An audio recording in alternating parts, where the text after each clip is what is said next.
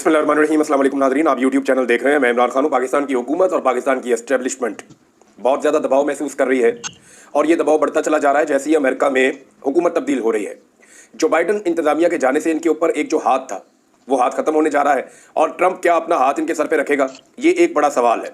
दिन कम होते चले जा रहे हैं, यानी 20 जनवरी को डोनाल्ड ट्रंप हलफ उठाएगा और डोनाल्ड ट्रंप के साथियों में से एक करीबी साथी रिचर्ड ग्रेनल ने लगातार ट्वीट्स करके अपनी आने वाली इंतजामिया का मूड बता दिया है। अब मामला यह है कि अगर ये ग्रेनल अपने तौर पे कर रहा होता या रिचर्ड ग्रेनल के दिमाग में ये अपनी इख्तरा होती तो 2 4 5 6 ट्वीट्स के बाद वो रुक जाता, लेकिन लगातार जिस तरीके से उसने इस केस को उठाया, इसका मतलब है कि ये डोनाल्ड ट्रंप की पॉलिसी है या उसकी पार्टी की पॉलिसी है कि उन्होंने इमरान खान के बारे में या पाकिस्तान के बारे में जो बाइडन इंतजामिया का मौक़िफ़ है उसको तब्दील करना है।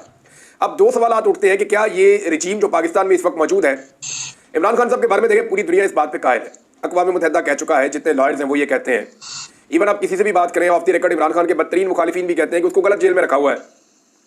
और इमरान खान को जेल में रखने के लिए कोई 1-2 मुकदमा से तो काम चला नहीं, तो लगभग 200 के करीब मुकदमा बनाने पड़ गए, क्योंकि इमरान खान की पसली बहुत मोटी है। इससे पहले जो सियासतदान है वो एक आधे मुकदमे में काबू आ जाते थे, यहाँ इमरान खान साहब को काबू करना मुश्किल है, तो मामला चला गया 200 के करीब मुकदमा तक। अब मामला यह है कि डोनाल्ड ट्रंप के आने से पहले छोड़ेंगे या डोनाल्ड ट्रंप के आने के बाद छोड़ेंगे। देखें, एक तो मैं हमेशा से ये कहता हूं कि कोई पाकिस्तान के अंदर या किसी भी मुल्क के अंदर किसी दूसरे मुल्क की मुदाखलत नहीं होनी चाहिए उसके अंदरूनी मामलात में, लेकिन साथ ही साथ जो इंसानी हुकूक के मामलात हैं, जबरी गुमशुदगियों के मामलात हैं, जहां इंसानी सानेहात हो जाते हैं, वहां पे बिल्कुल पूरी दुनिया को राइट है कि वो दूसरे लोगों के लिए आवाज़ उठाएं। जैसा कि हम गजा में फ़लस्तीनियों के लिए, कश्मीर में कश्मीरियों के लिए और दीगर बहुत सारी मिडल ईस्ट में मुख्तलिफ ममालिक में जहाँ जुल्म होता है, चाहे वो अमेरिका हो चाहे यूरोप हो, हम हर जगह पे आवाज़ उठाते हैं। मिसाल के तौर पर जब फ्रांस ने पाबंदी लगा दी और हिजाब के ऊपर एक मुतनाज़ किस्म के कानून बनाना शुरू कर दिए तो पूरी दुनिया ने आवाज़ उठाई, हमने भी आवाज़ उठाई। तो फ्रांस ये कह सकता था ये मेरा इंटरनल मामला है।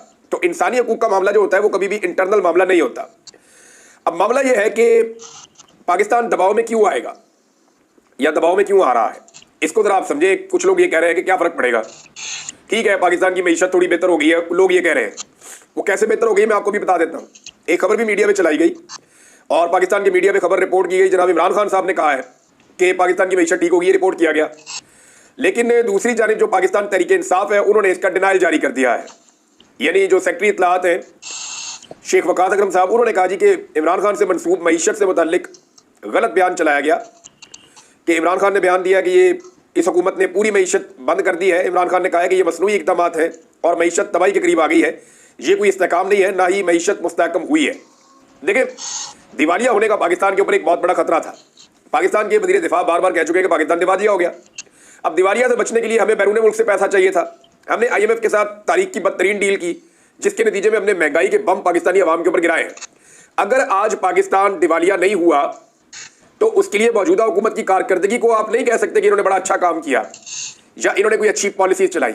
हुआ यह है कि इन्होंने आलमी इदारों के कहने के ऊपर, आलमी मालियाती इदारों के कहने के ऊपर या उन्हें राजी करने के लिए महंगाई की सूरत में अपनी मईशत का सारा बोझ अवाम पे मुंतकिल कर दिया है। यानी जो पाकिस्तानी है उनके ऊपर मईशत का इतना ज़्यादा बोझ डाला है कि महंगाई कई गुना बढ़ गई है। और ये आदादोशुमार को मेरे ज़ाती नहीं है, ये पाकिस्तान की हुकूमत के इदारे हैं जिनके आदादोशुमार ये बताते हैं। सिर्फ गैस की कीमत में 850% तक इजाफा हुआ है। बिजली की कीमत के अंदर जो इजाफा है वो कई गुना है। हर चीज़ पाकिस्तान के अंदर महंगी हो गई है। पेट्रोल को 100 रुपये लीटर से ज़्यादा इन्होंने पेट्रोल बढ़ा दिया है।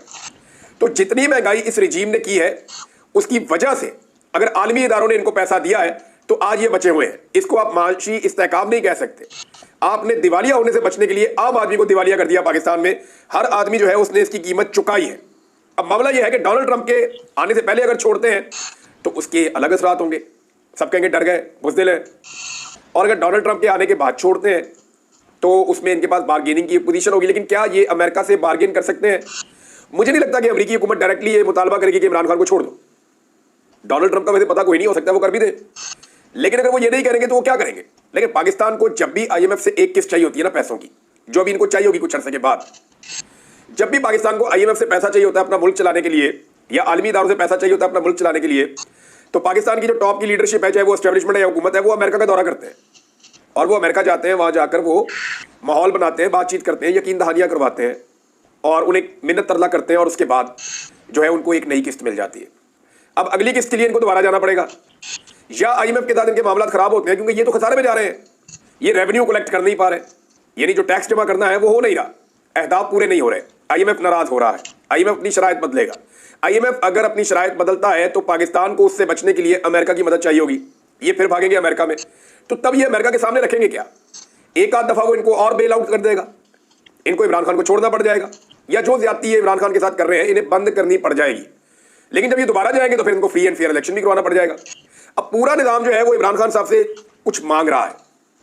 देखिए, जो डील या डील इमरान खान साहब से ये पूरा सिस्टम मांग रहा है, इमरान खान साहब वो नहीं दे रहे, क्योंकि इमरान खान साहब को आइडिया है कि मकबूलियत की जिस बुलंदी पे इस वक्त वो पहुंचे हुए हैं ये उनके एक मौक़िफ़ की वजह से है। इमरान खान साहब जो डट कर खड़े हैं उसकी वजह से उनकी मकबूलियत में इजाफा हुआ है।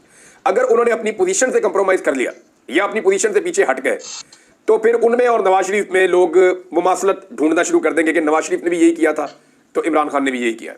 बल्कि पीपल्स पार्टी वाले ये कहेंगे जनाब जरदारी साहब तो बहुत लंबा अरसा जेल में रहे, हालांकि जरदारी साहब ने वैसी जेल एक दिन भी नहीं काटी या वो मुश्किलात उन्होंने नहीं देखी जो इमरान खान साहब को देखनी पड़ी। हाँ, नवाज शरीफ ने जरदारी साहब के साथ एक दो दफ़ा ज्यादती करवाई, लेकिन मैक्सिमम टाइम जरदारी साहब ने जेल के अंदर बुरा नहीं गुजारा। तो अब इमरान खान साहब से जो फेस सेविंग मांगी गई वो ये मांगी गई कि जनाब आप चले जाएं बनीगाला में, हम आपको कुछ अरसे के अंदर रिहा कर देते हैं, आप बनीगाला के अंदर रहें और हमारी हुकूमत को कुछ अरसा चलने दें। हमने ये हुकूमत बना तो दी है, ठीक है, हो गया। गलतियां जनाब आपसे भी हुई हैं, गलतियां हमसे भी हुई हैं, तो इस लड़ाई को अगर खत्म करना है तो इस नोट पे खत्म कर देते हैं कि आप चले जाएं बनीगाला में जाकर आप बैठ जाएं और फिर आप हुकूमत को ना गिराएं और हुकूमत को आप चलने दें। उसमें मुख्तलिफ टाइम पीरियड जो है वो डिस्कस होते रहे, कभी ये 2 साल था टाइम, कभी 6 महीने का टाइम था, लेकिन इमरान खान साहब ने मानने से इनकार कर दिया। इमरान खान साहब की अपनी पार्टी के लोगों ने उनकी मिन्नतें की और उन्हें कहा कि खान साहब आप जेल से अपने घर शिफ्ट हो जाएं। लेकिन इमरान खान साहब ये जानते हैं कि इसके बाद बयानिया क्या बनेगा और वो अच्छी तरह जानते हैं कि आवाम में उनकी मकबूलियत को धचका लगेगा, लिहाजा उन्होंने ऐसी किसी भी डील को करने से इनकार कर दिया, बल्कि उन्होंने इस हुकूमत को और एस्टेब्लिशमेंट को किसी भी किस्म की फेस सेविंग देने से इनकार कर दिया है। अब इनके पास रास्ता क्या है? या तो ये इमरान खान को अंदर रखकर अमेरिका से और मगरबी ममालिक से पूरी जंग कर लें, क्योंकि मलिया लोधी साहब ने भी स्टेटमेंट दे दिया है कि जीएसपी प्लस का आपका स्टेटस खतरे में है, क्योंकि यूरोपीय यूनियन का स्टेटमेंट आ गया है। फौजी अदालतों के जो फैसले हैं उन्होंने इंपैक्ट डाला है। फिर जो 26 नवंबर को कत्लेआम हुआ उसका अपना एक इंपैक्ट है और उसके बारे में अभी भी मुतजाद इतलात हैं कि वहां पे जो लाशें अभी तक रिकवर हुई हैं उनसे ज्यादा लोग मारे गए, यानी 13 लोग तो पाकिस्तान तहरीक इंसाफ ने दफनाए हैं और उनकी लाशें मंजरे आम पे आई हैं। लेकिन वहां से जो लोग लापता हुए हैं वो कहाँ हैं, वो जिंदा हैं या नहीं है, या उनकी डेड बॉडीज गायब की गई हैं, इस हवाले से बहुत ज्यादा खबरें पाकिस्तान में गर्दिश करती रहती हैं। नाज़रीन, अमरीकी दबाव का अंदाजा आप यहां से कर लें कि अब अमेरिकन से किसी और अंदाज में सोच रहे हैं जो आने वाला रिजीम है। इससे पहले ये होता था कि अमेरिकन पाकिस्तानी एस्टेब्लिशमेंट को कंट्रोल कर लेते थे, पूरा पाकिस्तान कंट्रोल हो जाता था। फिर अमेरिकन पाकिस्तानी हुकूमत के साथ डील कर लेते थे, पाकिस्तान कंट्रोल हो जाता था, तो वो चंद लोगों से राब्ते में रहते थे। लेकिन अमेरिकन ने पिछले 70 साल में पहली मरतबा अपना फॉर्मूला बदला है और उन्होंने डायरेक्ट आवाम के साथ डील करना शुरू किया है और सोशल मीडिया ने इसमें बड़ा इंपॉर्टेंट किरदार अदा किया। पाकिस्तान तहरीक इंसाफ के अंदर से और बाहर से जो लोग पाकिस्तान तहरीक इंसाफ के सोशल मीडिया पर तनकीद कर रहे थे, अब उन सब लोगों के पास सोशल मीडिया का कोई जवाब नहीं है, क्योंकि देखिए ये पाकिस्तान तहरीक इंसाफ का सोशल मीडिया है जिसने आलमी सतह पे इमरान खान साहब का मुकदमा लड़ा, जिसने आलमी सतह पे पाकिस्तान का मुकदमा लड़ा और पूरी दुनिया को कायल किया कि जुल्म, ज्यादती और जबर हद से बढ़ चुका है, लिहाजा इसके खिलाफ आवाज उठाई जाए। अमेरिका की जो आने वाली एडमिनिस्ट्रेशन है वो पाकिस्तान की आवाम के साथ बातचीत करने में बिलीव रखते हैं और उन्हें आइडिया हो गया है कि पाकिस्तान के आवाम चाहते क्या है, लिहाजा उन्होंने अपनी पॉलिसी को जनाब तब्दील किया है। और अब जिन लोगों की दिहाड़ियां लगी हुई थी ना, जैसे कि शेरी रहमान साहब ने स्टेटमेंट दिया अमेरिका के खिलाफ, वो उनका खाता खुला तो पता चला जी कि वो पीपल्स पार्टी की शेरी रहमान है। उनका खाता खुला तो पता चला कि जी वो भी लाखों डॉलर्स अमरीकी इमदाद में से हड़प कर गई अपनी एनजीओ के जरिए से। उसके बाद जनाब तलाल चौधरी साहब की ट्वीट करवाई गई। तलाल चौधरी साहब ने अंग्रेजी में ट्वीट किया और अंग्रेजी दोबारा गलत लिख दी। यानी आप अंदाजा करें कि अब ये लेवल है यहाँ पे सेनेटर का कि वो ट्वीट कर रहा है और वो जस्टिस को इनजस्टिस लिख रहा है और वो डिमांड कर रहा है कि आप नाइंसाफी के साथ खड़े हो जाएं। अब अगर रिचर्ड ने आगे से लिख दिया कि जी मैं नाइंसाफी के साथ नहीं खड़े हो सकता तो फिर क्या बनेगा? तो तलाल चौधरी का भी गलत ट्वीट हो गया। फिर जावेद लतीफ़ साहब ने एक ट्वीट किया और इमरान खान की शिकायत लगाई, जनाब मुझे गिरफ्तार किया गया है और मुझे जेल में रखा गया है इमरान खान साहब के दौर में। तो जावेद लतीफ़ साहब के ऊपर तो एक मुकदमा हुआ है, इमरान खान साहब के ऊपर 180 से ज़्यादा मुकदमे हुए हैं और जावेद लतीफ़ साहब अपने मुंह से हमेशा अपने ऊपर गुजरने वाले तमाम चीज़ों के लिए जिम्मेदार सियासतदानों को नहीं बल्कि वो जर्नैलों को करार देते रहे कि मिलिट्री जर्नल्स की वजह से या एस्टेब्लिशमेंट की वजह से जावेद लतीफ़ साहब जेल गए थे। लेकिन अब वो वही इल्ज़ाम रिचर्ड को मुखातिब करते हुए शिकायत लगा रहे हैं कि जी इमरान खान ने मुझे जेल में डाला था। तो ऐसे बहुत सारे लोग लॉन्च हुए हैं, यानी आबिद शेरली को लॉन्च किया गया दोबारा से, ख्वाजा साद रफ़ीक को लॉन्च किया गया, ख्वाजा आसिफ को लॉन्च किया गया। ये लोग चले हुए कारतूस बन चुके हैं, अवाम में इनकी वक़्त खत्म हो चुकी है। हो सकता है कि अवाम में इनकी वापसी हो जाए, लेकिन वो जमहूरी तरीके से होगी ना। अब जब तक बूट पॉलिश हाथ में है या जब तक एस्टेब्लिशमेंट के कांधे के ऊपर ये हाथ रख के चलते रहेंगे नाबीना लोगों की तरह, तो तब तक तो इनकी मकबूलियत वापस नहीं आएगी। क्योंकि पाकिस्तान के अवाम और कुछ तय करें या ना करें, एक बात तो वो तय कर चुके हैं कि एस्टेब्लिशमेंट के खिलाफ उन्होंने अब रहना है, या वो ये समझ चुके हैं कि पाकिस्तान के मसाइल के अंदर एक बड़ा मसला जो है वो एस्टेब्लिशमेंट की पाकिस्तानी सियासत में मुदाखलत भी है। अब नून लीग एक नया बयानिया भी बना रही है। इस बयानिया के मुताबिक रिचर्ड ग्रेनल जो है वो डोनाल्ड ट्रंप की टीम का एक गैर अहम आदमी है। अब ये बयान जो है वो ख्वाजा आसिफ साहब जैसे लोग दे रहे हैं, तो ख्वाजा आसिफ की अपनी अहमियत क्या है इसके बारे में कभी उन्होंने सोचा है? शाहिद असलम साहब हैं सीनियर जर्नलिस्ट, उन्होंने एक सवाल उठाया और उसका जवाब अभी तक नहीं आया कि ख्वाजा आसिफ अपना हलफ उठाने के बाद से लेकर अब तक अपनी वजारत दिफा में दूसरी मरतबा कब गए हैं, या अपनी वजारत दिफा के बारे में उन्हें कोई थोड़ा सा भी नॉलेज है, या कोई फैसला करते हुए उनको कभी भी एतमाद में लिया जाता है? ख्वाजा आसिफ पाकिस्तान का वो वजीर दिफा है जो दिफा के बारे में पाकिस्तान की तारीख में शायद सबसे कम जानते हैं। यानी उनकी तवज्जो अपने काम के अलावा बाकी तमाम चीज़ों पर है, और ख़ास तौर पे उनकी तवज्जो रहती है इस बात के ऊपर कि लोगों को जुगते कैसे लगानी है। अदर बशवानी साहब ने एक ट्वीट लिखा है और ये हसान नियादी के हवाले से फैक्ट्स हैं। हसान नियादी साहब को 10 साल सज़ा दी गई, हालांकि उनके वालिद साहब ने बड़ी कोशिश की, उन्होंने तारीफ भी की एस्टेब्लिशमेंट की, उन्होंने आर्मी चीफ की बहुत तारीफ की, बहुत सारे और लोगों की भी की। तो उन्हें ये लगता था कि इसकी वजह से शायद उनके बेटे को रिलीफ मिलेगा, लेकिन उनके बेटे को जो मैक्सिमम सज़ा आई है वो 10 साल आई है। अब इसमें जो फैक्ट्स है वो ये है कि बैरिस्टर हसान नियादी का क्या जुर्म था। वो रात 7-8 बजे कोर कमांडर हाउस पहुंचा, जबकि तोड़फोड़ और जलाओ घिराव 4 बजे के करीब हुआ। जब उसके सामने ISF के 2 नौजवानों को माथे पर फायर मारे गए तो उसने जज्बाती तकरीर की, जिसमें कोर कमांडर की कमर का मजाक उड़ाया। उसने एक वो पीछे लटक रही थी, किसी ने लटकाई हुई थी एक पैंट, तो उसने उसमें देख कर बताया कि जी इसका जो साइज़ है वो 50 है, ऐसे कुछ किया था। क्या ये इतना बड़ा जुर्म था कि 10 साल सजा सुनाई जाती? इसीलिए सिविलियंस के मिलिट्री ट्रायल की आइन में इजाज़त नहीं है। 2015 में भी सिर्फ दहशतगर्दों के मिलिट्री ट्रायल की इजाज़त दी गई थी, और आर्मी एक्ट भी जासूसी की हद तक इस्तेमाल करने की इजाज़त थी। ये ना दहशतगर्द है ना ही जासूस है, तो फिर मिलिट्री ट्रायल कैसे? ये सवाल अदर बशवानी ने उठाया और ये जायज़ सवाल है। अब एक तरफ ये कहा जाता है कि जी आप जो है वो जिना हाउस में लोग क्यों दाखिल हो गए या कोर कमांडर हाउस में क्यों दाखिल हो गए। दूसरी तरफ इमरान खान साहब के जो वकला फैसल चौधरी और नईम हैदर पंजूता, उन्होंने सवाल उठाया कि हमारे घरों में भी तो लोग दाखिल हो गए, इजाज़त तो हमारे घरों में दाखिल होने की भी नहीं है, हमारी खवातीन की बेहुरमती की इजाज़त नहीं है, हमारी इमलाक को नुकसान पहुंचाने की इजाज़त नहीं है। और ये मामला सन 2022 से चल रहा है, 9 मई 2023 में हुआ, और 2022 से पाकिस्तान तहरीक इंसाफ की चादर और चार दीवारी का तकद्दुस पामाल कर दिया गया। मुबशर जैदी साहब सीनियर जर्नलिस्ट हैं, उन्होंने एक बड़ा अच्छा रुख्ता उठाया। उन्होंने कहा वज़ीर आज़म हाउस और पार्लियामेंट तक पे तो हमला हुआ है, यूनिफॉर्म लोगों ने किया है, लेकिन आज तक उनके खिलाफ कोई कार्रवाई नहीं हुई।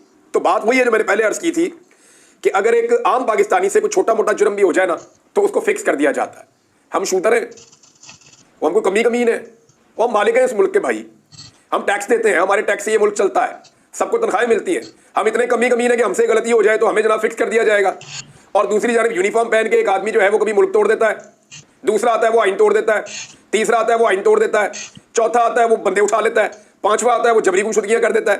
यानी इधर कोई पूछगछ नहीं है, इधर कोई अदालत सवाल नहीं कर सकती। सारे सवाल जो है वो ये शूद्रों से होंगे, सिविलियन से। यानी हम इतने बुरे लोग तो नहीं है, इतने घटिया लोग तो नहीं है, कीड़े मकोड़े तो नहीं है, हम भी इंसान हैं। यानी मुझे उठाकर तकरीबन 5 महीने गायब कर दिया, जानवरों से बदतक शुरू किया, उसके बाद मैं छूट कर आया। कोई जज पाकिस्तान में पूछने के लिए तैयार नहीं है। कादी फायद ईसा को मैं आवाजें दे देकर तंग आ गया कि बेशरम आदमी, मुझे बुला के पूछो भाई कि मेरे साथ क्या हुआ है। कोई पूछने के लिए तैयार नहीं है। पुलिस के पास जाते हैं मुकदमा करवाने के लिए, वो IG वहां पे टाउट बैठा हुआ है, उसके बंदे कहते हैं जनाब हमारे IG साहब का नाम निकाल दें, आप बात ही ना करें किसी एजेंसी के बारे में। तो ये है नाजरीन इस वक्त सूरत हाल। अब ये फौजी अदालतों में जो फैसला आया ना, इसके हवाले से एक शुनीद ये भी है कि ये दबाव में आया। इसमें कुछ लोगों को उम्र कैद और फांसी वांसी की सजाएं सुनाने की कोशिश की जानी थी, लेकिन क्योंकि यूरोपीय यूनियन का, अमेरिका का, बरतानिया का, अक़वाम मुत्तहिदा का बहुत ज़्यादा दबाव आया, तो वो दबाव उठाया नहीं जा सका और फौरी तौर पे 60 आदमियों को एकदम सजा सुना दी गई और अब फैसले जारी नहीं किए जा रहे। ये जब फैसले बाहर आएंगे ना, जब फैक्ट्स और फैसले बाहर आएंगे तो उसमें आपको लिखना पड़ेगा ना कि प्रोसिक्यूशन ने क्या कहा, जो वकील सफाई है उसने क्या कहा, जो वकील था मुजरिम का वो क्या कह रहा था, मुजरिम का अपना स्टेटमेंट क्या था, किन हालात में ये ट्रायल हुआ, अदालत किस तरह इस नतीजे पर पहुंची, कौन से शवाहिद देखे गए। जब ये सारी चीज़ें इकट्ठी होंगी तो आप इन केसेस की दुर्गत बनते हुए देखिएगा।